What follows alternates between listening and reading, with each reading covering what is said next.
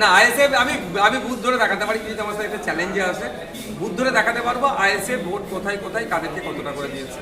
এবার আর বাকি যদি কেউ বলে যে শুধু ভাঙড়টা নয়, সোনারপুর উত্তর দক্ষিণ থেকে শুরু করে বারাইপুর পূর্ব পশ্চিম এবং টালিগঞ্জ আমাদের ভালো কাজ করছে, যেখানে আমাদের প্রচুর ভোট আছে, আমরা ভালো লড়াই দিতে পারবো ওখানে।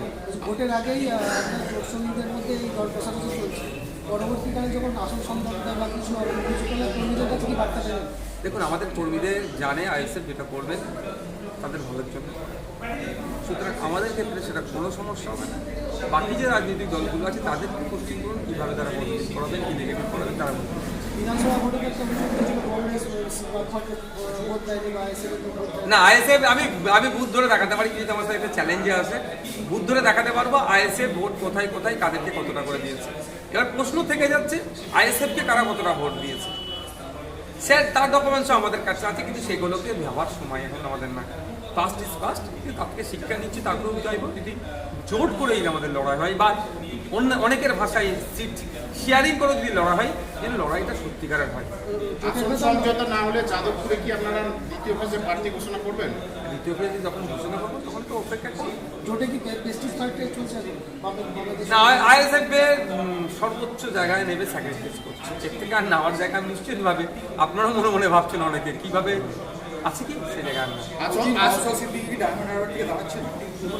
বলিনি বিষয়টাতে যে আমি আজকেও আমি ওই জায়গায় দাঁড়িয়ে যাচ্ছি যে আমি তাড়াহুড়ো করছিলাম, আমার নামটা ঘোষণার ব্যাপারে আমাকে বলা হয়েছে যে সেভেন্থে যে কোথাও ইলেকশন হবে একটু ধৈর্য ধরো, কারণ পার্টিতে ধৈর্য ধরুন একটু, পার্টিতে তো এই বিষয়ে একাধিক মতামত দেখা গিয়েছিল, সেটাকে শর্ট আউট করছি।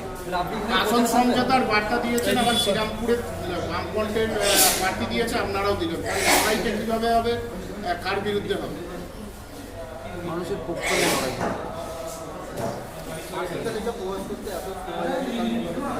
দেখুন এই সর্বোচ্চ ভেবেছিলাম যদি বিজেপি এবং তৃণমূলের বিরুদ্ধে লড়াই করার জন্য বিজেপি ও তৃণমূল থেকে ঐক্যবদ্ধ করা যায়, সেই জন্য বেশ কয়েকটা দিন আমরা অপেক্ষা করছিলাম, কিন্তু অপেক্ষাটা তো একটা নির্দিষ্ট সীমা আছে, সেখানে যেন অতিক্রম করুন, সেই জন্য আমরা প্রার্থী করতে হবে বাধ্য হবো। শ্রীরামপুরে ওটা নওশাদ ভাইয়ের হাতে নেন না।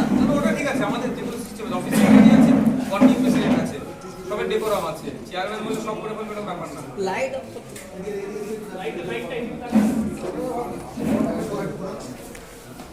ঠিক আছে, থ্যাংক ইউ।